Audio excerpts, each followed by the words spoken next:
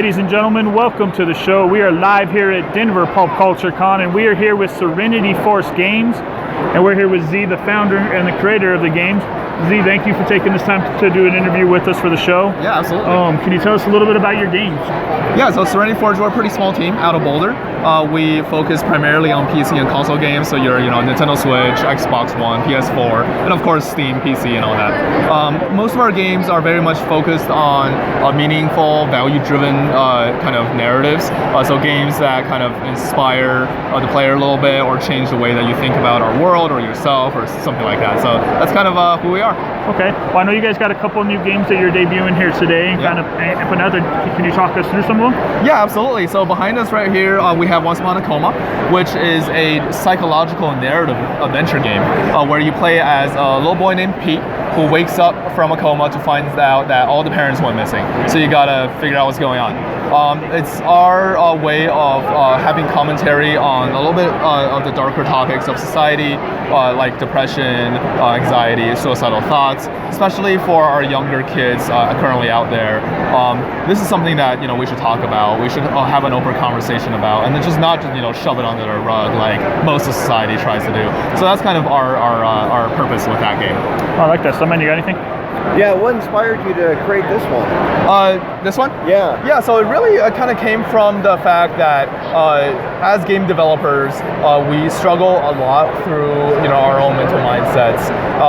The statistics are out there regarding that artists, 25% of all artists suffer from some form of mental illness, mental disability, and 25% of all programmers also suffer from some type of mental illness. And then you put that together and then you essentially have a game development team, right? You have your artists and your programmers.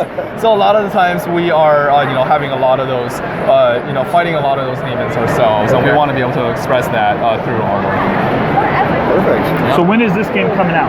Once Upon a Coma is coming out in a couple of months. Okay. We don't have the specific date yet, but it will be coming out for PC and consoles. Okay, cool. Oh, you want to talk us through your other one that you got? Yeah, sure. So over here we have Half Past Fate, which is a romantic comedy game. So this game is it's like if you take a game like Love Actually or a film like Love Actually or Groundhog's Day and turn it more into a video game format. That's kind of what that game is. So it features a diverse cast of characters that come from all walks of life, it's just a very unique time traveling story. Interesting. Yeah. All right, that one does sound very good. Yeah. And then you guys got the King's Bird. Yep. Yeah, so behind me over here is the King's Bird. It is a momentum-driven platformer title. Inspired a lot by games like Super Meat Boy or Dust Force or your Journey even was a huge inspiration for the game. The game is actually currently out on all consoles and also PC. It's our way of trying to inspire players to be their better selves by becoming better at the game and learning more about the narrative behind it. So what got you or what inspired you to become a programmer? Like when did you decide at some point, hey, I want to be making video games? Right. So when I was 18 years old, I was actually diagnosed with a very severe illness that caused me to be hospitalized for 2 years. I'm sorry. And so during that time, I played a lot of video games, and in the end, these games that I played actually ended up saving my life. Looking back at it, I was able to go back to college after I started recovering. And I thought about how these games, like League of Legends, they're not designed to help me, but in the end, they saved me. What if I start making video games with the intention to help other people? What kind of power would that be able to unlock? And that's when I started Serenity Forge. So you're actually inspired by your own personal experience with video games helping you through a really tough time. Yep. So that's really cool, actually. So that's good to hear. So as far as schooling that you went through what did that entail just for anyone who may be listening and want to go through that? Right. So the unfortunate truth is that Colorado doesn't offer a lot of options when it comes to schooling for game development. Anything that's art-driven is pretty good. So like the Rocky Mountain Art College of Art and Design, pretty good school when it comes to art. And then when it comes to actual game design and development. DU has a pretty nice program. But ultimately, for me, I went and had a finance degree, and I learned more about the business side of things. Okay. And all the programming art were self-taught as a hobby outside of work.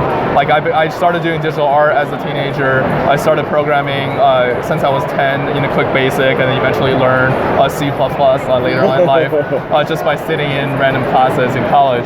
And then learned how to compose music as well when I was in high school. Just a lot of those skills, but being put together, turns into a video game down the road. Awesome. So you guys are based here. You guys are based right out of Colorado, right? Yeah, we're in Boulder. You're in Boulder. How has that kind of helped, or kind of what kind of influences Colorado brought to like your gaming company? And right, so Colorado has a very unique culture. We travel a lot to shows like in E3 or on the east side, like PAX East or something. And the coast, you can tell that they have a very different culture over there. Like Colorado is just a lot more relaxed, a lot more inclusive. People here are more interested in helping each other rather than just try to make a quick buck with their product. So that type of culture is something that really influenced us in how we make our games, our art. We want to be able to kind of give back to the community, give back to the world through what we do. So how many of these Comic Cons you been to, or pop culture cons? This one, well, Pop Culture Con is the first one. Oh, okay. But in all seriousness, this is probably my 5th or 6th at this point. I think my first one was 2014. So okay. Yeah. So what experience do you feel you get from all the people who come by, and for you and your games?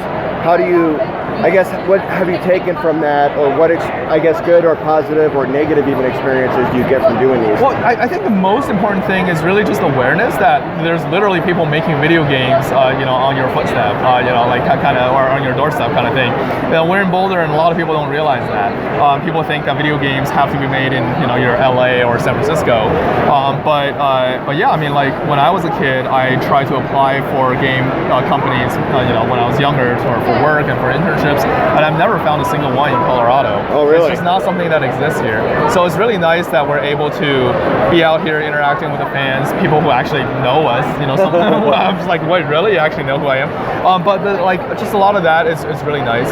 On top of that, just telling people that you can do it yourself as well. Like I was just a high school student when I started making video games by myself. A lot of kids are with us today, and talking about wanting to become a game developer one day. Being out here and chatting with them, really, I hope it's kind of giving back a little bit to tell them that yeah, you can do it too. So I really want to jump on that, because my stepson's a huge gaming. Yeah. He loves games. He's going to one of the Sims campus. Okay. This summer to do some game development. Cool. and kind of that.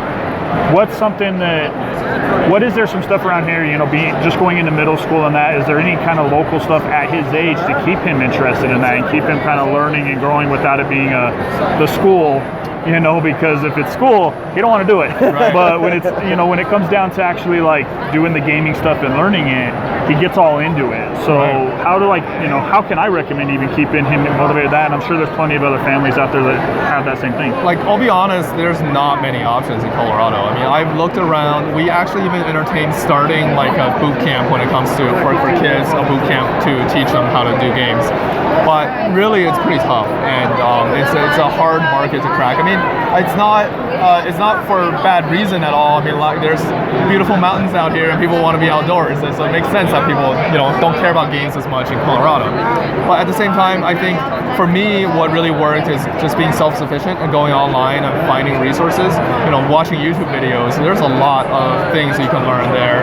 I think for kids, it's just finding that self-motivation and being really serious about the craft. If they are serious about it, they'll probably make it work in their own way. All right. Yeah. Well, let's do one more quick talk about your game. So we got Once Upon a Coma coming out when exactly? Later this year, just a couple months. Perfect. Yeah.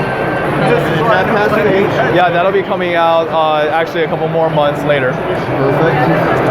Last but not least. Yeah, the Kingsbird is currently out, and this game is available on all platforms. Perfect. Well, Z, thank you for taking this time with us. Absolutely. I truly appreciate it, and we're going to have this out on all of our social media, and then we'll have it out on one of our episodes too, and kind of get that covered here in the upcoming weeks. But thank you again for taking this time. Yeah, truly appreciate it. Nice meeting you. Yeah, we're going to have to look in and check out some of your games. All right, thanks. Thank you guys. Guys, we'll catch you guys here in a little bit.